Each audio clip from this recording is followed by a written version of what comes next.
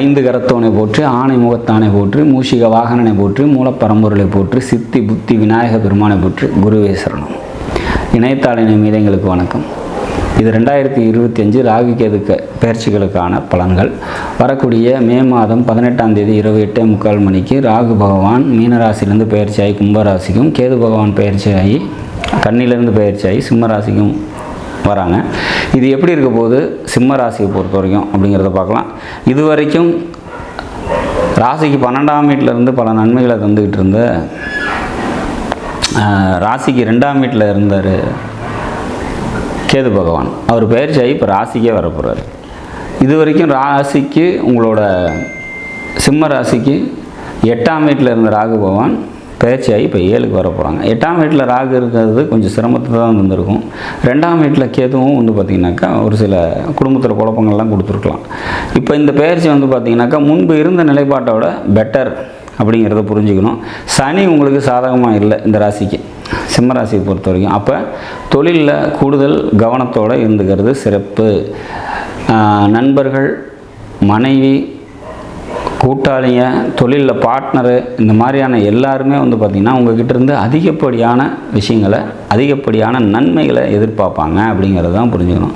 நியாயம் அப்படின்றது ஒன்று இல்லாமல் நடந்துக்கிறதுக்கான வாய்ப்புகள் உண்டு. 7ல் ராகு இருக்கும்போது இந்த சமுதாயத்தோட அணுகுமுறைகள் உங்கள்கிட்ட நியாயமாக இருக்காது அப்படிங்கிறத நம்ம புரிஞ்சுக்கணும். கேது ராசிக்கே வர்றது பார்த்திங்கனாக்கா தாயாரோட உடல் ரீதியான பாதிப்புகளை தரும் அப்படிங்கிறத புரிஞ்சுக்கணும். தாயாரோட உடல்நிலையில் கூடுதல் கவனத்தை நம்ம ஏற்படுத்திக்கணும். தேவையற்ற அலைச்சலும் விரயமும் ஏற்படும் அப்படிங்கிறத புரிஞ்சுக்கணும். இந்த கேது ஒரு ஆன்மீக கிரகம் அப்படின்றனால ஆன்மீக சம்பந்தப்பட்ட ஈடுபாடுகள் அதிகமாகும். இந்த கேது இங்கே சிம்மத்துக்கு வந்ததுக்கப்புறம் ஆன்மீக சம்மந்தப்பட்ட தேடல் அதிகரிக்கும், ஆன்மீக பயணங்கள் அதிகரிக்கும் அப்படிங்கிறதையும் புரிஞ்சுக்கணும். மன தெளிவு இல்லாமல் குழப்பங்கள் நிறைந்திருக்கும் அப்படிங்கிறத புரிஞ்சுக்கணும். குழப்பத்தினால முடிவெடுக்க முடியாத சுச்சுவேஷன்ஸ் ஏற்படும் அப்படிங்கிறத புரிஞ்சுக்கணும். எந்த ஒரு முடிவையும் உடனே எடுக்காமல் தீர ஆலோசித்து முடிவெடுக்கிறது சிறப்பு அப்படிங்கிறத புரிஞ்சுக்கணும். சந்திரன் மேலே கேது போகக்கூடிய காலம் பெண்கள் உடல் ரீதியான, உங்கள் குடும்பத்தில் இருக்கக்கூடிய பெண்களுக்கு உடல் ரீதியான பாதிப்புகளை தரும் அப்படிங்கிற மாதிரியான ஒரு விஷயம். அப்போ இந்த ராகுகேது பயிற்சி போன பயிற்சியை விட பெட்டர் தான் அப்படின்றது வந்தாலும் ஒரு சில தீமைகளை தரும் அப்படிங்கிறத புரிஞ்சுக்கணும். எல்லாருக்குமே தீமைகளை தான் தருமா அப்படின்னா கண்டிப்பாக இல்லை. சப்போஸ் இங்கே இந்த கும்பராசிலையும் சிம்ம ராசிலையும் ஏதாவது உங்களோட ஜனகால ஜாதகத்தில் ஒரு வக்ரம் பெற்ற கிரகம் இருக்குது அப்படின்னா அதன் மூலம் நன்மைகளை தந்தே தீரும் இந்த ராகு கேதுக்கள் அப்படிங்கிறத புரிஞ்சுக்கணும். சப்போஸ் 1986 பிறந்திருக்கீங்க அப்படின்னா அங்கே கும்பராசியில் குரு இருப்பார்.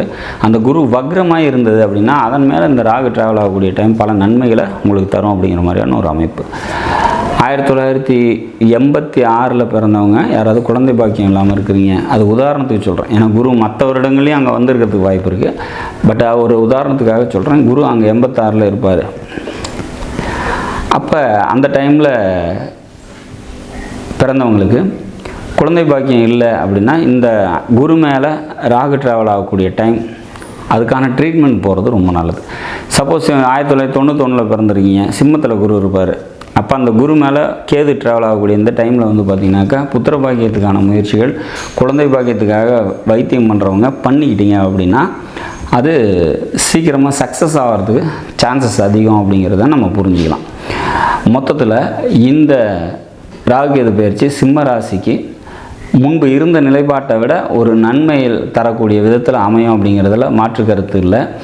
இங்கே சப்போஸ் சிம்மத்தில் சனி இருக்க பிறந்தவங்க, கும்பத்தில் சனி இருக்க பிறந்தவங்களுக்கெல்லாம் சனி வக்ரமாகாமல் இருந்தது அப்படின்னா தொழில் ரீதியான சிரமங்களை தரும் அப்படிங்கிறத புரிஞ்சுக்கணும். சப்போஸ் மாசி மாதத்தில் பிறந்திருக்கீங்க, சிம்ம ராசியில் பிறந்து மாசி மாதத்தில் பிறந்திருக்கீங்கன்னா கும்பத்தில் சூரியன் இருப்பார். சூரியன் மேலே ராகு போகக்கூடிய காலம் தந்தைக்கு உங்களுக்குமான கருத்து வேறுபாடுகள் ஏற்படும், தந்தைக்கு உடல் ரீதியான பாதிப்புகளை தரும் அப்படிங்கிற மாதிரி விஷயங்கள்லாம் கொஞ்சம் புரிஞ்சுக்கணும் அப்படிங்கிறத தெரிஞ்சுக்கணும்.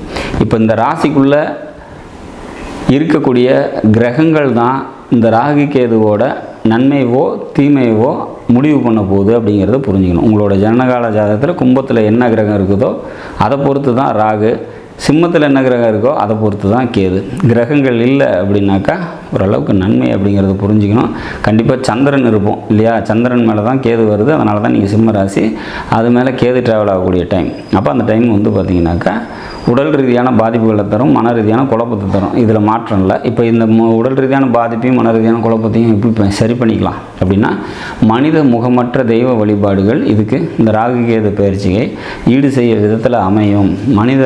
மனித முகமற்ற தெய்வங்கள் அப்படின்னா ஆஞ்சநேயர், பிரித்தியங்கா தேவி, விநாயகர், ஜீவசமாதி வழிபாடு, இதெல்லாம் வந்து பார்த்திங்கன்னா இந்த ராகு கேதுக்களுக்கு ரொம்ப பிடித்தமான ஒரு விஷயம். இந்த வழிபாடுகளை செய்கிறவங்களுக்கு இந்த ராகு கேதுகள் பெருமளவு நன்மைகளை தரும் அப்படிங்கிறதுல மாற்று இல்லை. நாட்டு மக்களும் நலமுடன் வாழ நவகிரகங்களை வேண்டி அமைகிறேன். நன்றி, வணக்கம்.